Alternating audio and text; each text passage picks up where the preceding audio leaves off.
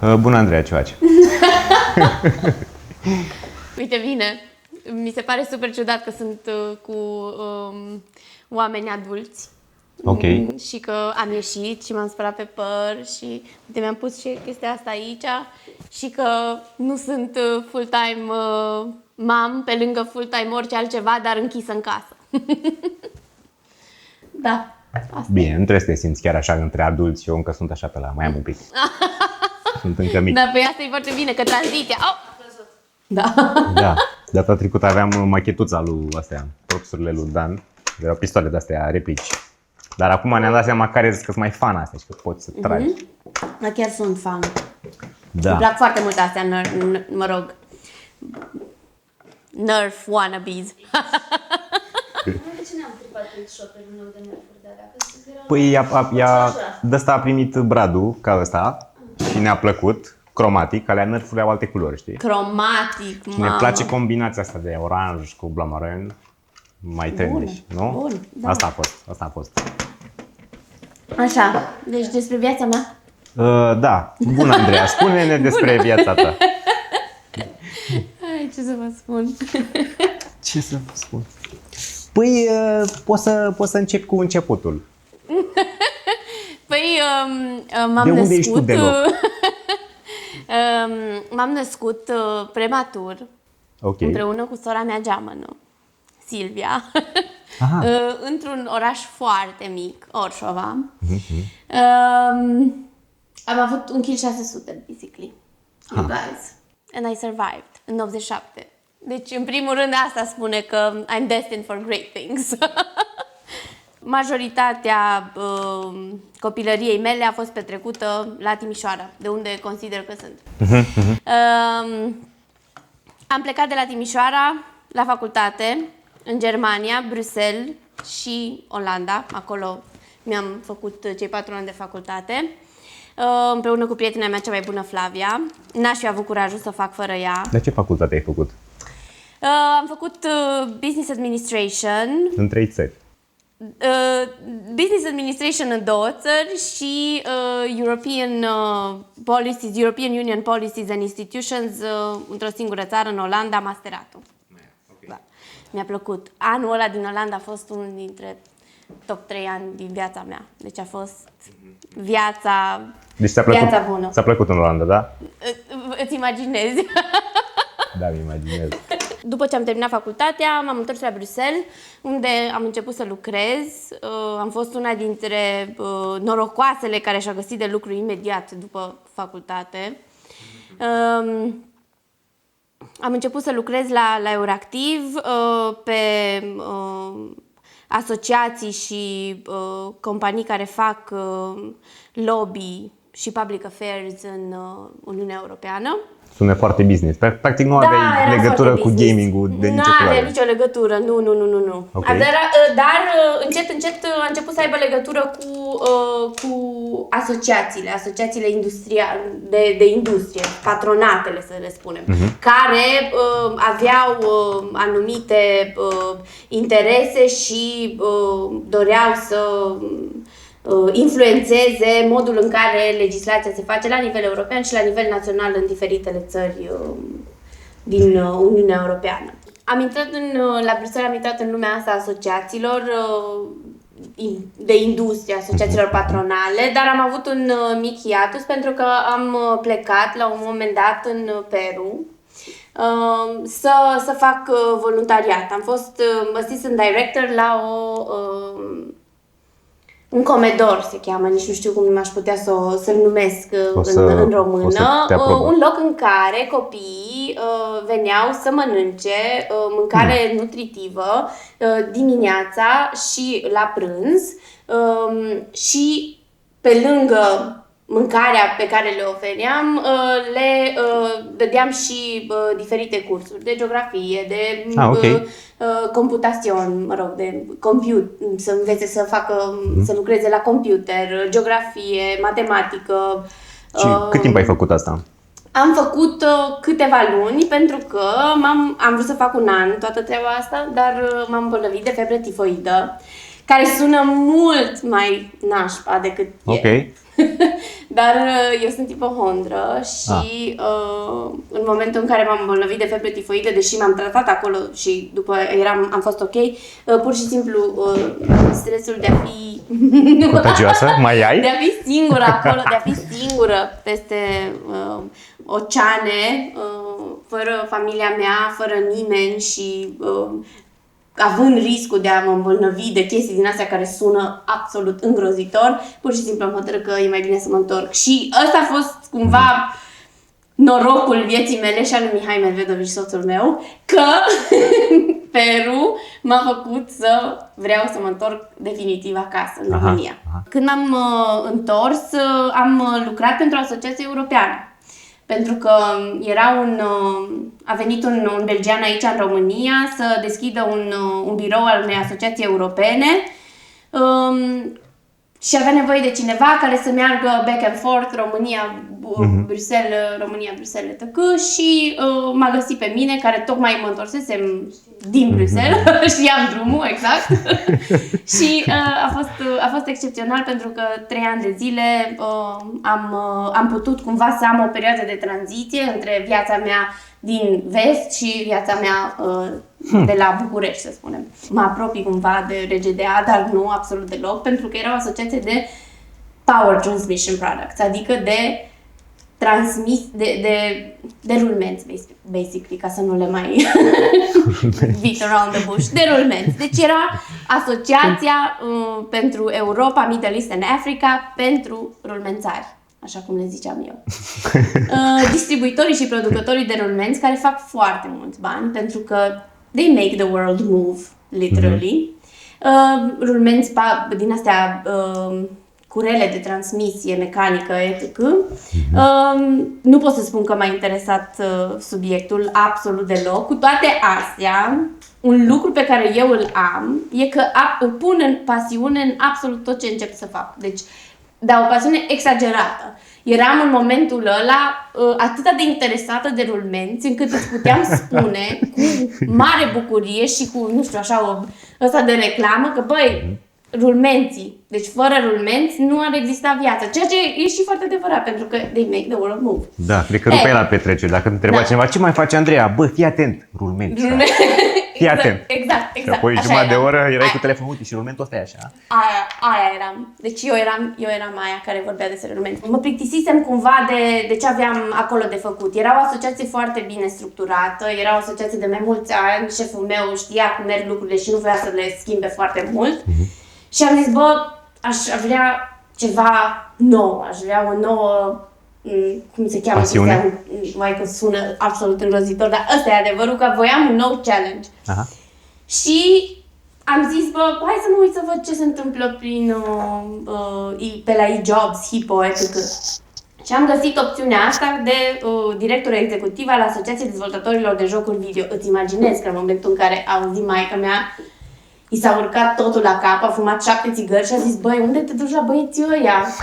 Serios? Jocuri video? Serios? Adică o să rămâi fără job. O să rămâi fără job în... Ia, joacă-te. Nu asculta. In no time. Lasă-mă să se joace. Da. Bine, Geo a zis nu, pare rău. Dacă ești cu minte, ți-l dau înapoi, ok? M-am dus la interviu și chiar am aflat acum de la Cătălin Butnariu, care e președintele RGDA, că îmi spusese că, băi, n-aveai nicio legătură cu industria. Când te-am chemat la interviu, te-am chemat pentru că știai lucruri despre asociații, dar, sincer, erai ultima pe listă. Și erai chiar ultima care venise la interviu.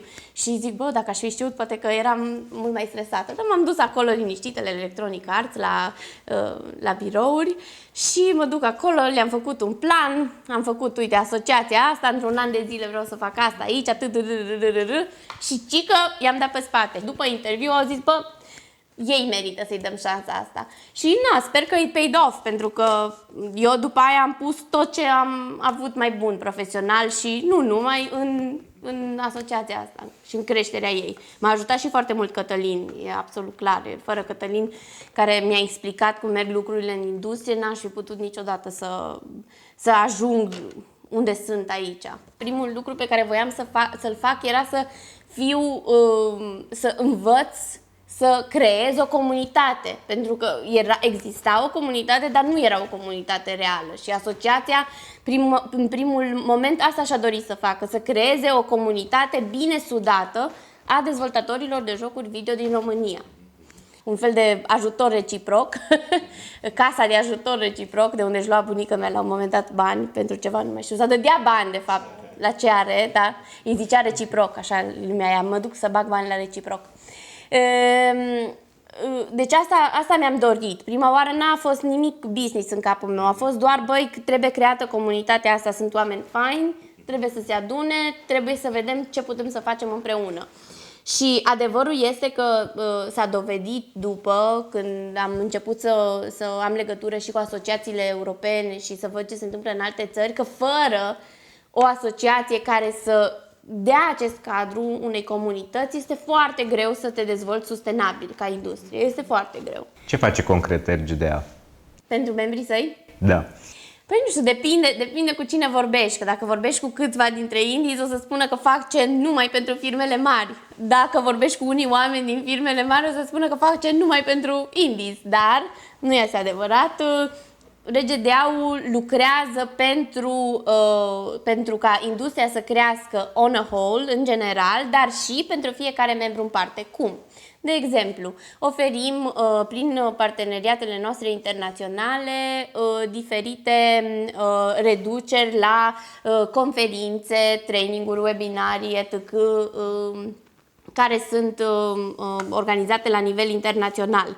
Nu numai că oferim aceste reduceri, dar încercăm și să educăm, mai ales studiourile, oamenii din studiourile indie, că e nevoie să participe la astfel de evenimente. Pentru că foarte multe dintre studiourile indie au nevoie de acest push pe partea de business și noi asta încercăm să facem la RGDA. RGDA-ul se adresează atât studiourilor indie cât și companiilor mari? Da, clar. Fără suportul companiilor mari, RGDA nici nu ar fi existat. Adică sunt membri în board, ne oferă sprijin financiar și masa critică de buget de care aveam nevoie. Care sunt responsabilitățile tale de zi cu zi ca director executiv la RGDA? N-am vrut să greșesc. Responsabilitățile mele și ce fac în fiecare zi se schimbă extraordinar de mult, de la lună la lună, zi la zi, an la an, pentru că și nevoile noastre ca asociație și nevoile industriei se schimbă. De exemplu, la început, ce făceam eu era să încerc să creez evenimente la care să se întâlnească cât mai mulți game developeri din România. După aia am încercat cât de mult am putut să creez evenimente educaționale pentru ei, în sensul de business, da? Să creez evenimente despre cum îți găsești un publisher, cum îți găsești un investitor, etc. Chestii din astea de business education, exact. După aia am încercat să creez cadrul pentru ca ei să plece în străinătate alături de noi pentru a merge la conferințe internaționale și a cunoaște cât mai mulți parteneri internaționali.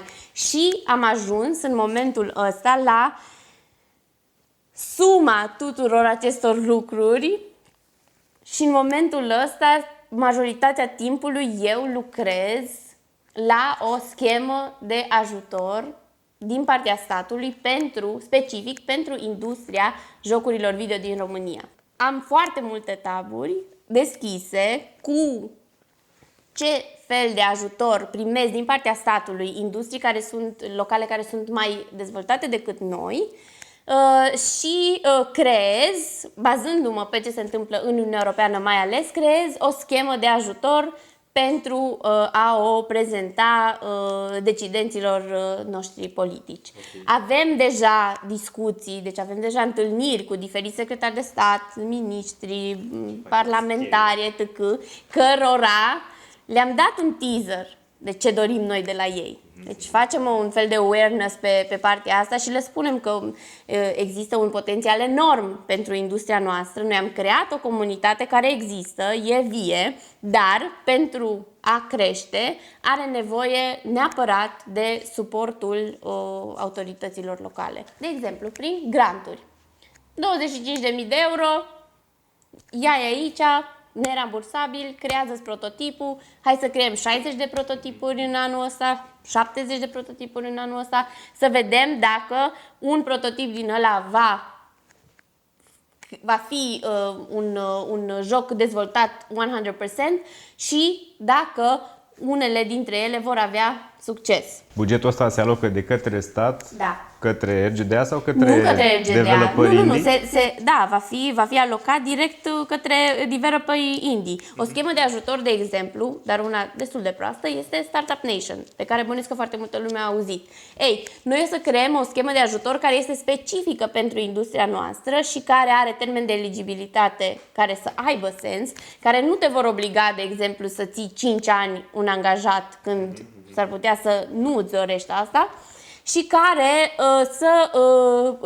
să te ajute să creezi cât mai multe produse proprii. Deci cât mai multe produse de IP 100% original românesc.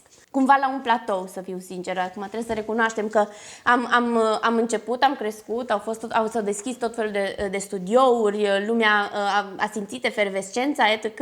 Dar în momentul ăsta am ajuns la un platou. Sunt foarte puține jocuri care se dezvoltă și care se lansează an de an. Sunt foarte puține studiouri care se creează în momentul ăsta și asta se datorează unui singur lucru: lipsei de fonduri. Cash flow-ul ăsta trebuie să existe nu doar de la investitori privați, ci și de la stat. De altfel, it's a chicken and egg situation, pentru că în momentul în care statul spune eu ajut industria asta, eu am încredere în industria asta, oferă un fel de vouch pentru industrie și investitorii străini, dar și unii dintre ei locali, vor putea să se îndrepte către industria noastră pentru că o vor considera o industrie viabilă. Schema de ajutor la care lucrăm noi este pentru fonduri nerambursabile. Ok.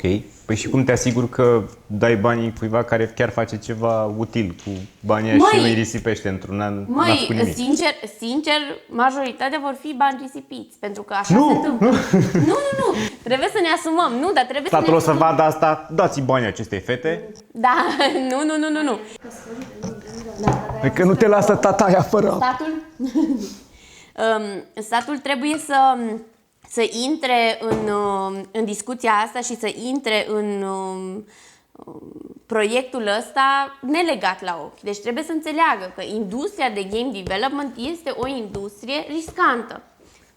Dar este și o industrie care are foarte mare potențial, în sensul în care dacă 100 de jocuri se creează și ai un joc care are mare succes, va plăti cu vârf și îndesat pentru toate celelalte 99 care, din păcate, s-ar putea să fie flopuri. Foarte multe dintre țările din Uniunea Europeană în momentul ăsta au o schemă de ajutor de stat specifică pentru industria noastră. Deci nici măcar nu mai este o chestie de genul, băi, dacă avem această schemă de ajutor de stat, vom avea un avantaj competitiv față de celelalte țări. Nu. Vom fi cel puțin la același nivel cu celelalte state care oferă sprijin acestei industrii de miliarde de dolari, euro, etc. O industrie a viitorului. Da, o să venim în forță, că așa a fost și cu internetul. Noi am primit mai greu internetul și la noi s-a făcut infrastructura direct cu fibră optică și am trecut pe ăștia care în afară încă au... Păi să știi că eu în momentul ăsta, pe lângă faptul că citesc ce fel de scheme de ajutor au celelalte țări din Uniunea Europeană, eu și vorbesc cu ei, cu asociațiile care au creat aceste scheme și aflu ce a mers, ce nu a mers și ce aș putea eu să fac ca schema noastră de ajutor să fie mai bună și să iasă bine din prima. Exact așa. Pentru că noi nu mai avem timp în momentul ăsta să experimentăm cu 700 de scheme de ajutor și să pierdem foarte mulți bani. Nu avem nici măcar buget să pierdem foarte mulți bani, așa că trebuie să e foarte ne iasă din prima. Dacă găsești rețeta, da, aplic-o, da. Măi, norocul este că noi suntem, RGDA face parte din Federația Europeană a Asociațiilor de Jocuri Video. Am avut șansa să pot să discut și să am o mână de ajutor din partea tuturor asociațiilor europene care au ceva de spus în domeniul ăsta. Sharing is caring și să înveți de la alții este extrem de important. Aia înseamnă de fapt o comunitate și am încercat mereu să exprim și prin tot ce facem la RGDA. Sperăm că într-o zi cu lună plină și nu știu, în care astrele se aliniază și e frumos afară și păsările ciripesc și totul e ok, vom avea acea doză de noroc să o avem și trecută prin Parlament, dacă trebuie prin Parlament sau etc. Bine, eu țin pumnii. Mersi, nu o să fie ușor. Nu o să fie ușor, dar asta este prioritatea RGDA numărul 1 anul ăsta. Deci... Acum sunt curios cum a ajutat Kill House Games și cum l-ai cunoscut pe Adrian Cruceanu. Mi-a plăcut asta. Acum eu sunt curios cum l-ai cunoscut pe Adrian Cruceanu. Adrian e super. Păi te rog frumos, luna viitoare, când nu are importanță cine vine, dar vreau să ai întrebarea asta. Deci acum eu sunt curios să știu cum ai cunoscut-o pe Andreea. Să fac referire să fie totuși referire, da? Deci te rog frumos. Păi pe Adrian Cruceanu l-am cunoscut înainte să intru în Kill House Games, pentru că eu încerc să cunosc aproape toată lumea care are un cuvânt de spus în industria indie din România. Dar ce e important de spus apropo de Kill House este că s-au aliniat stelele pentru mine în momentul în care Mihai Goșa m-a întrebat dacă pot să vin să-i ajut pe partea de business development și pe partea de publicare a jocului Door Kickers Action Squad pe console. Pentru că, deci de ce s-au aliniat planetele? Pentru că în momentul ăla eu am putut să realizez cât de multe nu știam despre industria asta și de cât de multe lucruri au nevoie dezvoltatorii indie și cât de multe lucruri pot să fac eu pentru a îi ajuta. Faptul că m-am dus la firul ierbii și că am stat zi de zi alături de un studio indie m-a ajutat enorm să produc mai multă valoare pentru celelalte studiouri indie care sunt membre RGDA. Deci asta m-a ajutat enorm, am învățat mult, mi-am dat seama de lucruri pe care le făceam care erau absolut inutile. Cum ar fi zi 3? Nu știu... Nu, bine, poți să nu mă răspunzi la asta. Mă gândesc și dacă îmi vine ceva super concret, îți spun. Dar tu i-ai ajutat pe ei cu partea asta de PR, de comunitate, să-i ajut nu să-și de comunitate, promoveze? nu, sub nicio formă, pentru că nu eram destul de...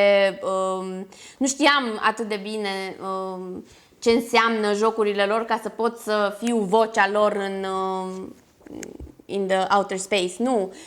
Eu mai mult am ajutat în primul rând în procesul de publicare a jocului Door Kickers Action Squad pe consolă, în sensul în care pentru a publica un joc pe consolă ai nevoie de foarte, foarte multe hârțogăraie și de foarte multe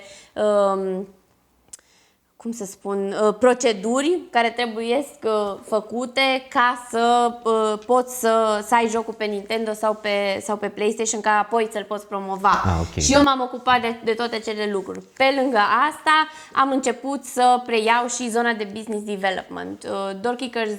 Fragiza Door Kickers este foarte celebră în momentul ăsta, cel puțin pe o anumită nișă, și există foarte mulți parteneri internaționali care își doresc să intre într-un anumit parteneriat cu această franciză, să make it bigger than it is și, bineînțeles, să ia și o parte din laurii acestui succes. Oricum, este super importantă treaba asta. Pentru că tu ajuți artiștii, practic, să facă ce le place, practic, să facă artă pentru jocuri. Da. Trebuie o persoană ca tine, musai, care să facă treburile cu hârtiile și să se întâmple jocul. Da, Pe platformele pe care ai zis. Păi da, pe lângă asta nu înseamnă doar asta, pentru că dacă un joc este bun, un joc în momentul ăsta, pentru că există, orice joc e global, m-a blocat. În pușco. Da, în pușco, da. Care este secretul tău? Nu asta era întrebarea, nu? Ce e important de spus este că Kill House Games își publică propriile jocuri. Da. Și dacă își publică propriile jocuri, trebuie să ia lucrurile astea în serios. Da. Adică să existe cineva care să facă business development pentru ei. Tu. Eu. Da. Super. L-am întrebat pe Adrian și care e secretul? Cum ați reușit să aveți succes cu jocurile? Și el, nu știu, comunitatea? Nu, am mers, pur și simplu. Măi, ăsta e adevărul. Nu, sub nicio formă. Acolo, da, îmi trebuia, da, Nu, chiar așa a fost. La ei, deci ei au avut succes mult înainte să intru eu în combinația asta. Nu eu le-am oferit șansa de a avea succes. A fost chiar așa, apropo de comunitate. Însă, un astfel de potențial și o astfel de franciză extraordinară are nevoie de cineva care să o ducă la următorul nivel, în sensul în care parteneriatele internaționale care te ajută, de exemplu, să ai o vizibilitate mai mare în țări care sunt greu de atins, de exemplu China, Japonia, Coreea de Sud, care sunt totuși niște piețe extraordinar de importante pentru un dezvoltator de jocuri. Pentru a avea succes acolo ai nevoie de parteneri locali. Pentru a avea acești parteneri locali trebuie să-i cauți, trebuie să ai diferite discuții cu ei, trebuie să găsești modalitatea prin care să existe un parteneriat între firma ta și firma din țara respectivă care să make sense for everyone. Și asta e greu. Sună greu, discuțiile astea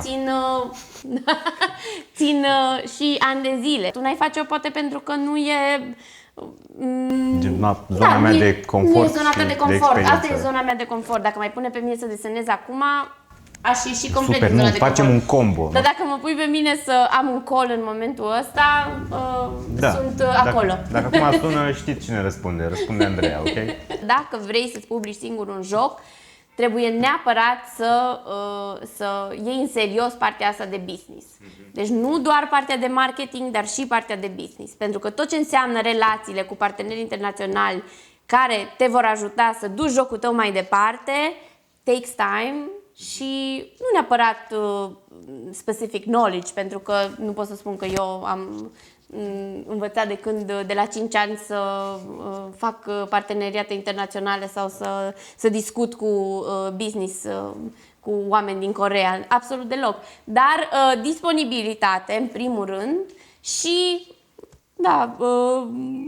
deschidere. Bravo, foarte frumos. Ai mai câștigat un glonț, poftim. Mersi mult. Că pe asta l-am distrus deja, uite-te. L-ai ronțăit? Și cred că cel mai important lucru pe care l-am făcut la Kill House, deși Dan Dimitrescu nu cred că ar fi de acord cu chestia asta, este că am venit singura fată din acel birou. Deci erau 10 oameni în biroul ăla și eu eram singura fată. După au mai venit 2. Ceea ce înseamnă că totuși am făcut o impresie bună și au zis, hai că parcă merită să mai fie câteva.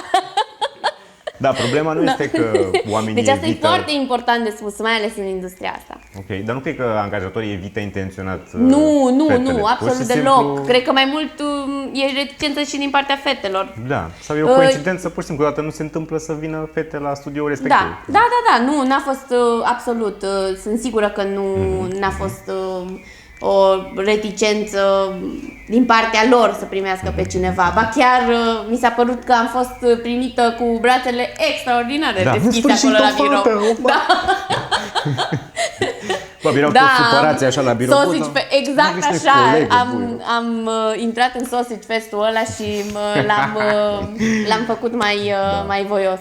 Da, bravo. Da, deci asta a fost foarte important și cred că trebuie menționat aici, apropo de ce vreau eu să fac alături de Cristina de la AMC cu Women in Games. Deci exact asta vreau. Vreau să știe femeile că este o industrie extrem de primitoare pentru femei și nu numai că este o industrie extrem de primitoare, dar este și o industrie extrem de care îți poate oferi foarte, foarte multe pe plan profesional. Deci o industrie care crește la noi în țară, unde femeile pot să își facă to leave their mark, basically. Unde femeile pot să-și creeze un drum absolut excepțional apropo de carieră. Deci Women in Games, extraordinar de important. Toate fetele, sunați la AMC, angajăm Dacă fete. vă place de Marius, veniți, vă așteaptă cu mare drag. Din păcate, mi se pare că e foarte, foarte greu să creăm această comunitate de Women in Games pentru că există foarte multă reticență și din partea femeilor și din partea bărbaților. Pe atât Așa să că crezi, am hotărât că the best thing to do este să give birth to them. Deci o să-mi creez eu propria mea comunitate de Women in Games. Am început cu Ileana pe 27 iulie 2020.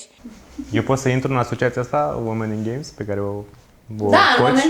în momentul ăsta asociația este decât un grup pe Facebook în care ești binevenit. Ok, și dacă, să zicem, după o lună o să fie 70% bărbați. Sau poate chiar o să fie un loc de agățat gagici în gaming. Nu m-am gândit la asta. Nici eu, acum mi-a venit pe loc. Dacă este o chestie lucrativă și aduce și bărbați și femei în Women in Games, why not? De atunci de ce se mai cheamă Women in Games? Horror. Nu mai are sens. De ce se mai numește Women in Games dacă intră și băieți acolo? Și ar trebui să fie și Boys in Games. Pentru că n-are legătură cu asta. Deci nu este un loc în care femeile se adună ca să comploteze împotriva bărbaților. Nu, este un loc în care femei și bărbați pot și sunt sprijiniți să influențeze cât mai multe femei să vină în industrie. Nu ar trebui să fie doar despre femei în games, ci despre diversitate. Da. De ce? Pentru că în orice proces creativ, în momentul în care ai un grup creativ cât mai divers, îți va stimula și îți va potența modul în care creezi un anumit produs. Deci este incredibil în orice, de altfel, în orice proces, nu doar creativ, dar mai ales creativ, dacă ai o diversitate la masă, vei găsi soluții mult mai bune și mult mai complexe. Deci este extraordinar de important pentru viitorul industriei să existe această diversitate. Faci parte din industria jocurilor. Trebuie să te fi jucat ceva jocuri la viața ta. Ceva m-am jucat. Nu exagerat de mult, dar m-am jucat. În copilărie, jocurile care m-au marcat pe mine au fost 3. Uimește-mă. Tarzan. Ok, ăla 3D. Era 3D, nu? Ok. Da. Și jucai și cu maimuțica și mergeai și pe apă Da, și făcea se auzea sunetul ăla așa. Da, mi-l amintesc. Eu îl jucam la internet. Hercule. Eu jucam acasă. Aveam PC. Eu eram mai sărac un pic. Lasă că și acolo, eu la internet cafeuri mergeam ca să vorbesc pe Mirc cu oameni din alte țări. Știi, de mică făceam business development internațional, ca să înțelegeți. Ok? Pe Mirc, măi. Da, sunt mult mai bătrână ca tine. Da, înțeleg. Eu eram destul de mic atunci când era popular Mircu și nu înțelegeam care e faza exact și eram doar hei ce faci și nu știam exact. ASL+, nu hei ce faci.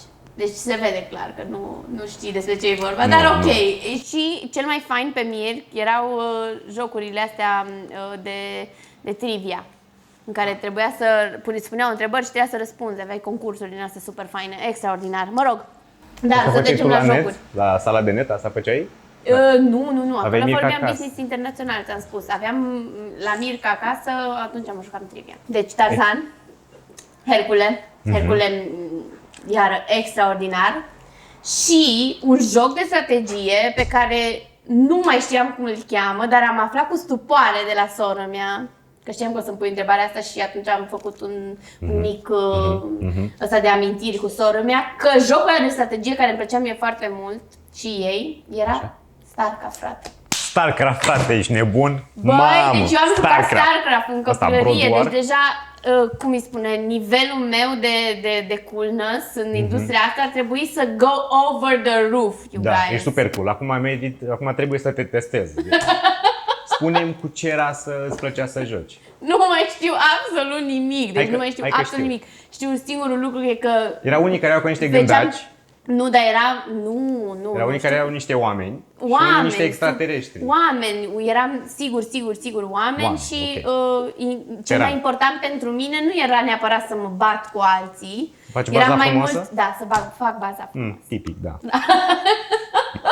Aia făceam eu. Da, am înțeles că fetele au jucat altfel StarCraft. Da. Mai aud și acum se întâmplă Da, asta. da. Am Deci prieteni eram care joacă cu impresionată. prietenele lor și prietenele sunt, nu, mataca, lasă-mă, că trebuie să fac da, asta. Nu, da, nu acum. da, Îți zic eu clădirea când. asta, încă o clădire nouă, încă nu știu Da, ce, da. eram foarte impresionată de treburile astea. Bine, am înțeles. Și acum presupun... Și am ajuns după aia să fiu o fată, femeie extrem de tipică, pentru că nu mă mai joc absolut nimic pe calculator. În schimb, au început să-mi placă jocurile pe mobil. Am trăit prin Farmville, Farmville. extensiv. Păi e fix ce trebuia, la felul în care zici tu că ai jucat StarCraft 2, Farmville E fix perfect, jocul, da? exact, e fix În care ce nu te atacă doream. nimeni și îți faci baza frumos acolo. Da. Exact. Și ca să fiu și mai în ton cu tot ce joacă femeile în ziua de azi, m-am jucat Cinderella Freefall, care este literalmente un fel de... Adică cred că toate sunt Candy Crush-uri Ok. schimbate cumva. Da, e practic e Candy Crush-ul reschinuit. Exact. Dar Cinderella Freefall a fost făcut în România. Ok. E publicat de Disney, dar pentru Disney făcut, dar a fost făcut la Amber. Dacă m-ai întreba ce mă joc acum însă, ți-aș spune că nu mă joc niciun joc pe calculator, ci mă joc un joc IRL care se cheamă Ileana, nu băga în gură o chestie ce ori te poate sufoca, ori te poate otrăvi. Ileana, nu. Da, unde Deci asta mă joc eu în momentul ăsta împreună cu Mihai, cu soțul meu, pentru că fetița explorează absolut tot prin casă. Uite, îți dau niște de-astea acasă, să le lași prin casă Sub așa. nicio formă! Extrem de periculoase, you guys. Dacă aveți copii, extrem de periculoase. Da, cam asta fac în momentul ăsta, pentru că și lucrez. Adică pentru mine jocul preferat și hobby-ul preferat în perioada asta de mămicie e literalmente munca pe care o fac. Deci e ca un puzzle, ca orice hobby. Mă relaxează extraordinar să lucrez în momentele astea de motherhood. Ceea ce spune multe despre mine ca mamă. Sună de parcă ai două joburi full-time, așa sună. Păi am! Da. Așa e, bine, dar pe de altă parte nu. Trebuie să recunosc că mă ajută foarte mult oamenii cu care lucrez, că îmi oferă flexibilitatea de care am nevoie în momentul ăsta. 1. 2. Mă ajută foarte mult și m-a ajutat pandemia asta. Că ai stat acasă și ai putut să ai Toată grijă lumea de... a stat acasă și s-a obișnuit lumea cu chestii online și n-am nevoie să plec niciunde ca să am întâlnire, de exemplu, cu un secretar de stat, că pot să mă am pe Zoom acasă, etc. Și m-a ajutat enorm, deci faptul că am avut flexibilitatea asta, pandemia, oamenii cu care lucrez și în primul rând, clar, Mihai, soțul meu, arhitect, care a putut să lucreze de acasă și care s-a implicat 100% în creșterea copilului. De altfel, este absolut imposibil pentru o femeie să își vadă de viața ei într-un anumit mod, fără ca să aibă pe cineva un partener, sau nu neapărat un partener, dar pe cineva apropiat care să sprijine în creșterea copilului. Și orice joc e mai distractiv în 2. Da, Creșterea. da, da. Pare un joc co-op, creșterea copilului. Exact așa e, un joc co-op. Exact așa. Ai înțeles despre ce e vorba, Marius.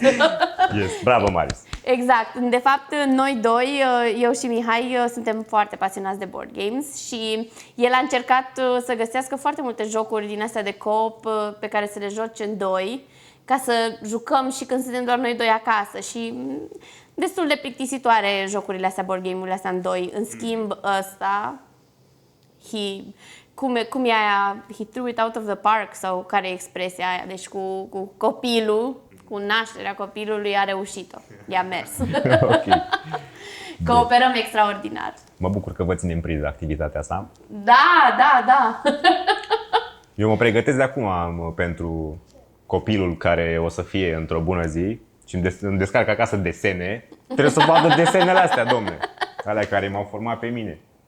Chiar te uitai la desene? Te uiți la desene cu Încă nu mă copii? uit cu pișpi la desene pentru că e prea mică, Ok. dar eu mă uit, adică mă Da. uitam. Când eram în liceu, de exemplu, Așa. cu prietena mea Flavia, am revăzut și revăzut 100% South Park, Family Guy și o chestie care, nu știu dacă toată lumea o știe, care este un serial extraordinar, apropo de cartoonish crazy shit. Nu am voie să am voie să zic. Da. Shit, Drawn fuck. Together. Drawn, wow. Together, oh my god, the funniest ever. Da, dar ar trebui să-l descarci să te uiți cu pișpii când se face mare la Da. Drawn Together. Da. O să o ajute să vadă după aia altfel lumea. să învăț ce înseamnă viața, da. I loved it. Eu am crescut cu Cartoon Network și cu desenele de erau pe vremea Da, eu aceea. nu, eu sunt mai bătrână ca tine și Cartoon Network deja în momentul ăla era ok, adică ultimii ani de Cartoons for Kids i-am prins. Eu am crescut cu Niels Holgersson, cu Cosette, cu Sandy Bell. Sandy Bell, Sandy Bell. Da, deci, Da, știu de la mai. oh my god! Asta e de Bibi! Uite pe aici pe ceva mic pentru tine. Unde e locul ei? În mijloc. Aici. Stai. Dar nu cu astea, pleacă cu astea de aici. Stai să vedem ce. Paharul, cred că asta. Ia, Bibi. Ceașca. Fishpin Games. Pishpin Games. Hai să încercăm. Un dialog cu pești. Hai mai să se vedem, că poate așa... Da, poate îți merge mai bine Da. cu tineretul. Hai că e bună. Lasă. Uite, Pișpi, bagă asta în guriță. Iubite ale mami. Hai, cântăm o melodie pentru Pișpi. Lui Pișpi place foarte mult Tra-la-la. Tra-la-la. Da, Numărătoarea toate nu este melodiile bună? de la Tra-la-la. Numărătoarea este... Deci numărătoarea este Everestul meu. În momentul în care eu o să pot să cânt de la cap-coadă numărătoarea, o să mă consider mama perfectă. Și o să mai Ok. fac încă un copil.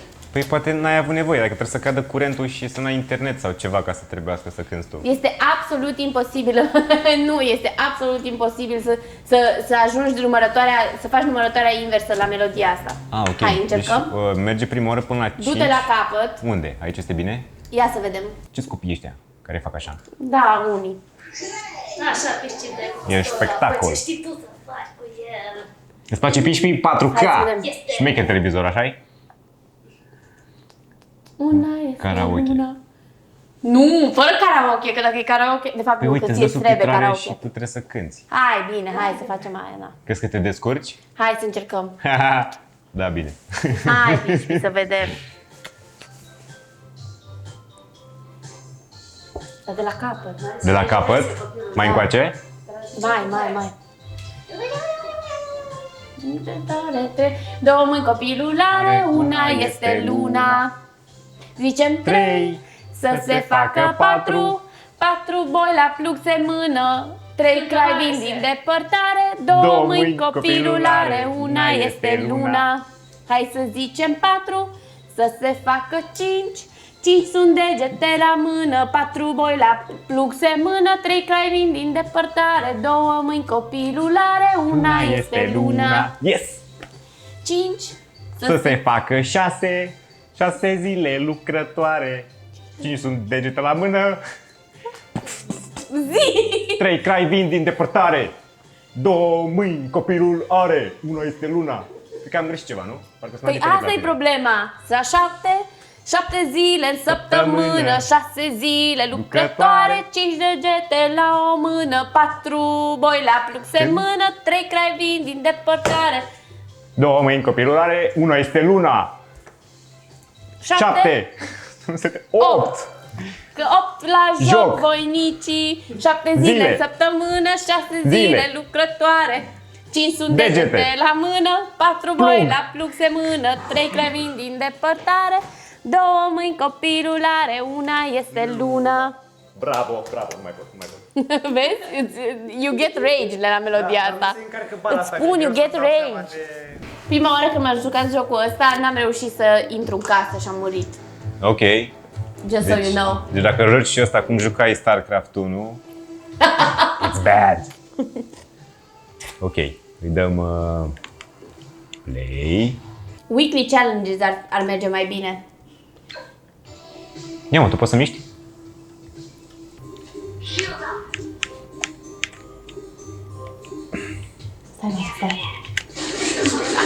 Stai. Dai. Eu țin scutul ăla sau doar? Hai. Nu omorâ staticele!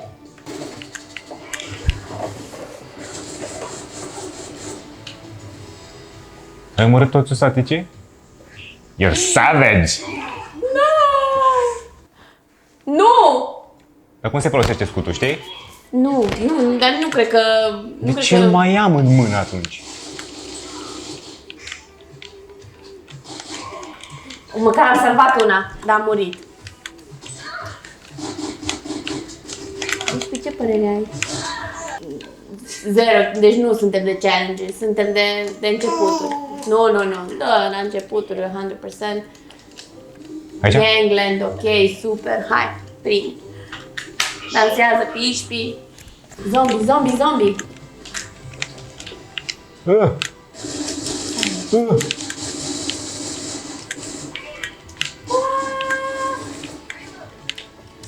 Gata? Ei, ai murit! Ce faci asta? Care e action button?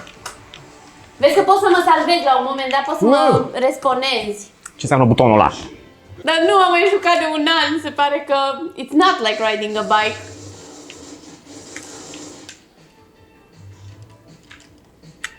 M-am dus cu Trebuie să pregătit. omorâm asta. Au! Nu! Dă-i cu piciorul! Fuck! Am fost aproape. Hai mă, facem și noi una, o facem pe Hai, asta. te rog. Haide. Bă, du-te în spate, să nu te omoare. Gata, Așa, ok. hai să mergem, hai. Acum stai puțin, concentrează-te, care-s eu? Că apoi dacă ești eu sunt, ok, ăla. Bun, acum ne concentrăm un pic și acum, bum. Așa, le salvăm pe fete. Vezi că s-a făcut așa, S-a transformat, S-a băi. transformat în zombie. Stai, ne concentrăm, da? Da. Hai, acum, bun. Așa, perfect. Repede, salvează-le. Bun. Oh my god, te rog, mission success. Yes! Bravo, mă! Este. Bravo! Hai eu zic să quit while we're ahead. Da, bine. Hai să nu exagerăm că... Bine. Te-ai descurcat grozav. Bravo, Pișpi. O să tăiem felurile dacă tot ce n-a ieșit. Nu! Gata, mami. Gata! Și acum ești pregătită. Ai jucat Ultimate Chicken Horse vreodată? Nu, hai să vedem. O să-ți placă.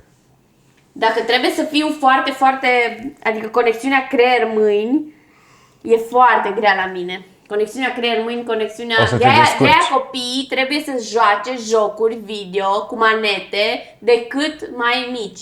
Ok. You guys.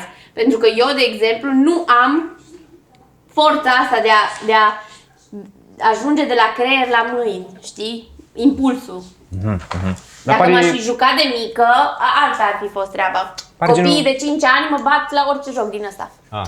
Și alegeți un personaj. A căzut bebelușul. A căzut bebelușul.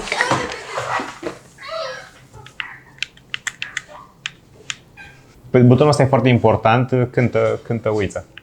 Uite, și acum la început ne alegem cât un trap de ăsta. Astea nu sunt trapuri, dar ne ajută platformele să completăm levelul. Și banii ăștia tot iau eu sau ce fac? Nu, alegeți scările, să zicem. Ah, ok. Cum le aleg? Apăs pe ce? Pe A, când ești cu mouse-ul peste. Hai, let's do this! Boom! Boom! Yay! Prima! Vezi? A fost prea ușor. Just saying, prima. Too easy, no points. Vezi?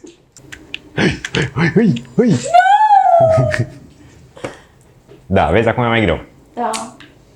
O să facem și mai greu. Nu-l face mai greu, hai să încercăm ăsta. Oh, you're winning!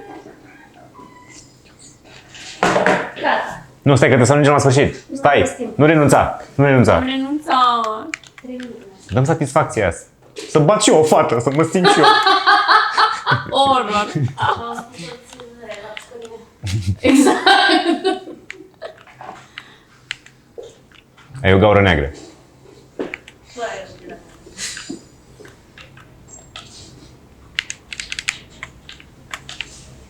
Bun, hai. Ok. Deci Andreea concentrează. Că e mai greu pe acolo. Dar știi tu ce faci. Da, așa e. N-a murit. Da. Deci, I get rage. Deci nu mai vreau să mă joc jocul Da. ăsta. Hai încă un pic, până pocnești și după aia gata. Am pocnit, man. Mi s-a părut mie să mergea pe poante. Da, merge. Așa. Și pe pont. Nu e bine. Ce ai înțeles tu că înseamnă RGDA? Wow, e ca un curs la în care mă întreabă la sfârșit dacă am fost atent. Am fost atent, Păi, da. na. RGDA vine de la Romanian Game Development Oh my god, Association. nici numele nu știe. Nu? Nu, te-am întrebat pe tine, Geo. Romanian Game Developers Association. Developers. Romanian Game Developers Association. Da. Asta știam deja, parțial. Da, Am mai corectat-o. parțial. Da, și am înțeles că asta este un fel de platformă care ajută atât, de fapt, îi se adresează atât companiilor indie cât și studiourilor mari. Puteți să mai avem încă o emisiune? Săptămâna viitoare. Da, și practic asta e o platformă care să ajute studiourile indie, nu mă las. Drop it. Și tu, practic, faci o schemă sau mai multe scheme ca să iei bani de la stat și să ajuți studiourile să-și publice jocurile. Sunt curios care sunt, de exemplu, responsabilitățile tale de zi cu zi ca... În RGDA? Da. Și tu ești... Nu ești director, ești... Ba da, director sunt. Director? Director. Păi mai aveai... Nu e un director și tu ești un fel de... Nu! Nu, Da, e tu un ești. președinte. Tu ești de Big Boss președinte, ăsta e cuvântul. Președinte. Ești președinte? Nu sunt președinte, eu director. Ești director, ok. Scuze, eu sunt